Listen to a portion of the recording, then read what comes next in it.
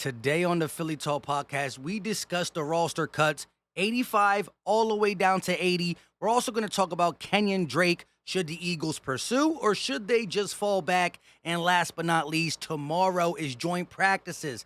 Dolphins, Eagles, Tua versus Hurts. Who's going to win? This is Philly Talk with Philly Mike. Talking sixes in the bird gang, that's our life. Competition, we ain't scared, yeah, that's what we like. Win or lose, you know we showing up and we gon' fight. You see we strive for the sky every day that go by. And every single week we scream and fly, Eagles fly. This is Philly Talk with Philly Mike, yeah. This is Philly Talk with Philly Mike, yeah. What is going on, everybody? I go by Philly Mike, and this is the Philly Talk podcast, and today we got so much to get into, but before we do that, Eagle Nation, continue to keep hitting that like button like you've been. Best fan base in the building. Subscribe and ding the bell so you know when these videos drop or when we go live. Again, in the description will be 2 links. Philly Sports Trips, taking you from Philly to Washington for Week 3's matchup. We just found out Chase Young won't be there, but there's 2 links. Philly or Allentown, Easton, Bethlehem link. Let me know if you have any questions, but the package is perfect. Food, drinks, DJ, ticket, trip there and back.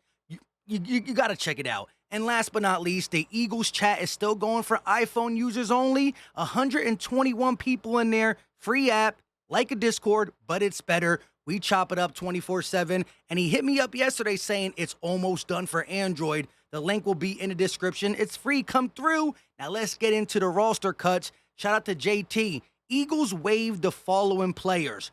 Running back, DeAndre Torrey, waived. Offensive tackle, Jared Williams, waived. And cornerback, Josh Blackwell. Them 3 players are now waived. In addition, tight end Tyree Jackson, a guy who the Eagle fans loved because of his 6'7" stature and his catchability, but he can't stay healthy. We only are putting Tyree Jackson, Brett Toth on PUP. What that means is they can't physically be on the roster or play for at least 4 weeks, maybe longer. Let me know in the comment section if you know for sure. But these are guys who we wouldn't have used early in the season anyway, so it's a chance to keep them around because they are somewhat valuable, whether it's the practice squad or a deep roster spot. You can keep them around, but they won't count on your roster. So it went from 85 to 80. And now the next time we got to make roster cuts is August 30th. That's around the corner, but it's not 5. It's not 10. You got to go from 80 to 53. Yeah, you could put 10, maybe 11, 12 people on the practice squad, but this is where the Jalen Ragers, the Britton Coveys, the Devin Allens, the Deion Canes, these type of players got to be worried. They got to be worried, and they got to continue to show why they deserve a roster spot, even a guy with a first-round draft status in Jalen Reagor. Now, Kenyon Drake has been a hot topic since yesterday. Reports came out that he will be cut. They try to hold on to him a little bit longer to see if there was a last-second trade. It didn't happen, so he looks to be cut. And on fan side of the Eagles edition, section 215, they got an article saying Kenyon Drake is a low-risk, high-reward option for the Philadelphia Eagles. In the article, they talk about Drake was to begin his second year. That was initially a 2-year, $11 million contract, and that's what it was. In camp, he's getting beat out by other running backs, younger running backs, and cheaper running backs. If his contract wasn't as big as it is, he probably will be on the Raiders. But I think coming off that broken ankle, I think it was a broken ankle, the fact that he's getting paid too much, the writing was on the wall. Kenyon Drake knows it.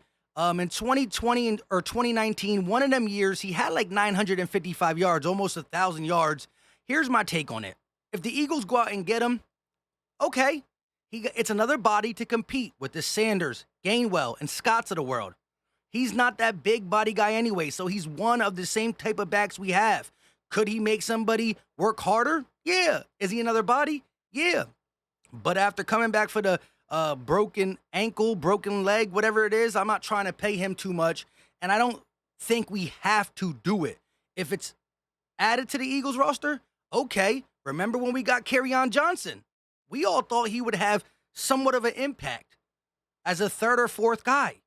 He didn't even make the team. So we could see Kenyon Drake come here and get cut just like Kerryon Johnson did last year. So to me, it is what it is. Go ahead and do it if you think we need to. If you're not sure that Miles Sanders can play double-digit games at least, then you might have to go out and check.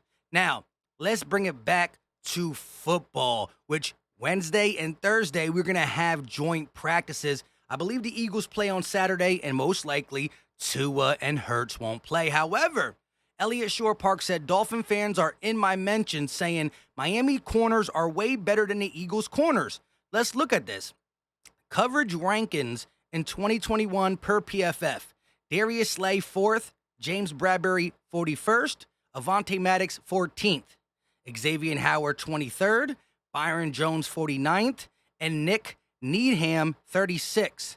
Both set of cornerbacks are very good, but the Eagles get the edge. And again, we're not talking about who has the most PBUs, who has the most interceptions, who has this, that, and the third, whose coverage grade is better via man, via zone. They're just talking about overall PFF grade.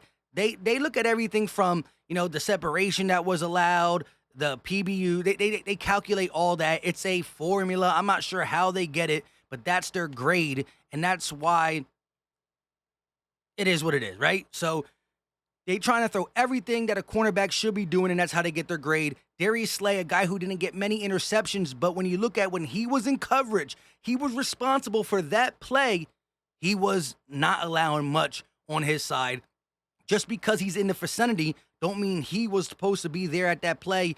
They realized cover 3, he's over here. Okay, it's close to him, but it wasn't in his area. It is what it is. But this is being said for the simple fact that Jalen Hurts and Tua Tagovailoa are both being compared kind of the same, right? At the end of the day, both organizations gave them weapons galore to show that they are the guy. Both guys had an average year passing the ball last year. Jalen Hurts is much better as the athletic guy who can run. 16 touchdowns for Tua, 16 passing touchdowns for Jalen Hurts. Tua with like 3 to 4 rushing touchdowns, Hurts with 10. 3,100 yards for Hurts, 2,600 for Tua. 2 games difference. People think Tua played a lot more games less. No, it's 2 games. Tua had a better completion percentage, but also he threw the ball on a shorter distance. Jalen Hurts' yards per attempt was bigger. So more accurate, Tua. Longer passes, Jalen Hurts. Can that contribute to it? Kinda. But when you look at the athlete, Jalen Hurts blows him out the building with almost 800 yards rushing and what he can do on the ground. All that being said, you go out and make sure you get A.J. Brown. They go out and get Tyreek Hill. It's to make sure that they can pass the ball down the field at a better rate, more consistent, from the pocket, all that stuff. So that being said, Hurts is going against Xavier Howard, Byron Jones, and Nick Needham. And Tua will be going against Darius Slay, James Bradbury, and Avonte Maddox. If James Bradbury is healthy, because he was nicked up to end the Cleveland Browns camp. So this is going to be a nice battle. You're going to be able to see if Tua stands up to the challenge or Jalen Hurts. Now, a Cowboys fan, shout out to CFT, recently asked me, who was better last year, Tua or Hurts? I said Hurts. I said exactly what I said. You could kind of give them even passing, close. Tua was more accurate. Jalen threw it more down the field. But at the end of the day, the better player overall was Hurts, because you can't take away what he does on the ground. So you're telling me if they were similar via passing, Jalen Hurts better throwing the long ball and throw it more times past the 10-yard mark. Tua, Mr. Check Down. Not saying it's a good or bad thing, but he's Mr. Check Down. And then you add Jalen Hurts' explosiveness on the floor, on the ground. You got to say he had a better year. Then he also asked me who's going to have the better year this year, and I believe Jalen Hurts is taking that step. I think you're going to see a lot more consistency. I think 4K is a legit yardage for him to have in the air. 3,114 games, or 3,115 games last year, got the weapons. I expect 37 to 4,100 passing yards, 37 to 41. Now, what do I think Tua's going to do? I'm not sure. He got weapons. I don't care. I'm betting on Jalen Hurts to have the better passing season over Tua Tagovailoa, and he's definitely going to have more rushing yards because he's 100% the better athlete. So let me know your thoughts in the comment section. I think that Tua and Hurts, both being Alabama products, Tua taking Jalen Hurts' spot, Tua getting hurt, Jalen Hurts winning the championship at the end. You know, all that being said, Jalen Hurts leaving because of Tua, they are going to be compared to a lot throughout their career. They both are in the same situation where the organization is saying, we got you weapons, now prove it to us you can do it. Hurts, Tua, this week, Saturday in the game, they might not play because organizations are not playing their starters, but will be compared all season long. Reek, Brown, both given to them. Waddle, Smitty, both drafted for them. We get Zach Pascal, they get Cedric Wilson. You know what I'm saying? It's too crazy, and I can't wait to see the comparison. Leave your thoughts in the comment section. Hold up, wait a minute. Make sure if you haven't, hit that like button. It is free. It's easy. It don't cost a thing. Subscribe if you are new and ding the bell to be part of the family. Be part of the family. Like I said, link in the description for Philly Sport Trips. Link in the description to join my chat. And I see it lighting up. We got some things to talk about. We out.